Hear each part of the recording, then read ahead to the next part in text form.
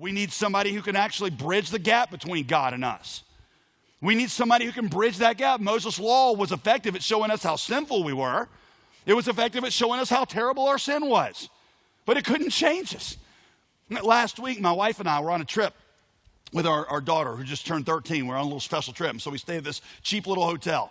My wife, when we walked into the hotel room, says what she always says when we go into a hotel room: don't touch the bedspread.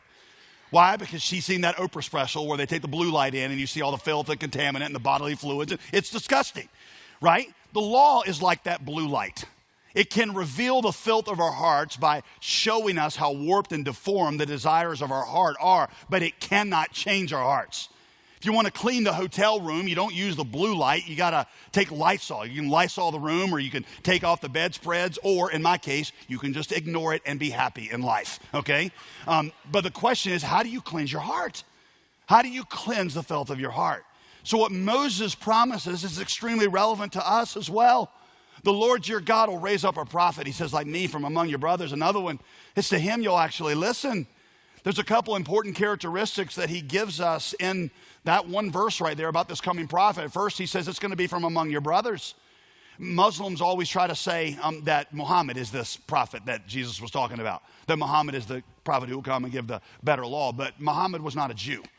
And Jesus, God clearly says that this other prophet's going to be from among your brothers, from among the Jewish people, so it couldn't be Muhammad. The other characteristic is he says it's going to be like me. Like me. Consider this. Like Moses, Jesus was a Jew. Like Moses, Jesus was born during a time when Israel was oppressed.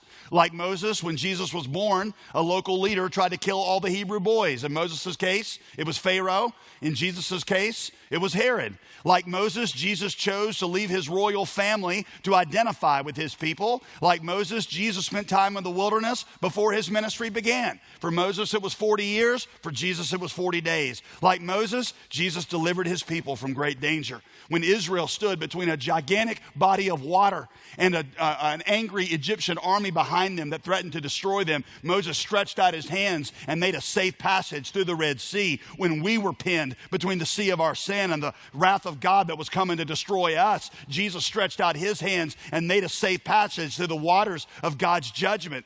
Like Moses, Jesus gave a law. Except Moses gave his law from Mount Sinai with the warning, if you do this consistently, you'll live, but if you disobey it, you'll die. Jesus' law, by contrast, was given from a mountain. It was called the Sermon on the Mount.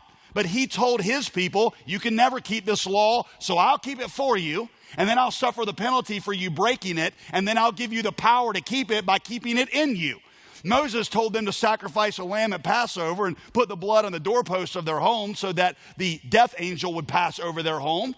Jesus sacrificed himself and put his blood on the doorposts of our heart so that the wrath of God would pass over us. Moses had them bring a lamb each year as a substitutionary sacrifice to atone for their sin. Jesus gave himself as that substitutionary lamb whose blood once and for all satisfied the penalty against our sin.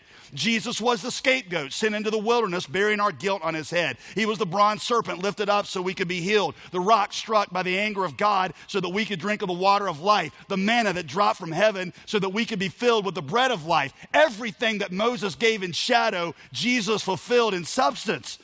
And unlike Moses, Jesus' blood actually cleanses us so that we can be safe again in God's presence. Moses left the curtain in place. Jesus tore it in two. Every religion leaves the curtain in place. No religion has yet figured out how to tear the curtain between us and God.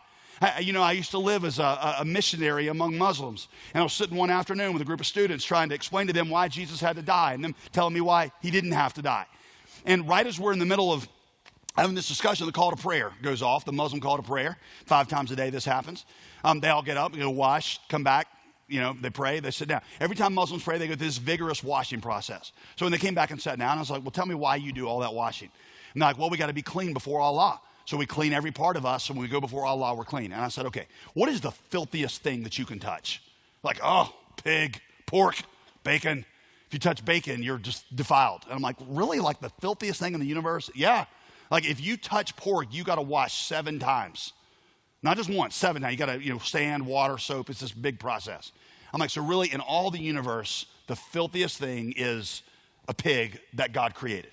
And they're like, well, one of them says, he goes, to be honest, what's probably filthier to God is when we have sin in our hearts and when we love other things more than we love Allah, or when we do things that we know are contrary to his will. I'm like, okay, because we've all done that. I was like, so where does that filth, where does it reside? And they're like, well, it's in your hearts. I was like, okay, so how do you clean your heart when you go before Allah? And when he said, well, we don't. We just repent and God forgives us. And I was like, wait a minute. You can't just repent of touching the pig. You have to repent and wash. So why would God have you wash 7 times for touching a pig, but the thing that's filthiest to him, there's no cleansing for it at all? Now, they didn't fall to their knees and all get gloriously saved, but it connected with them at that point.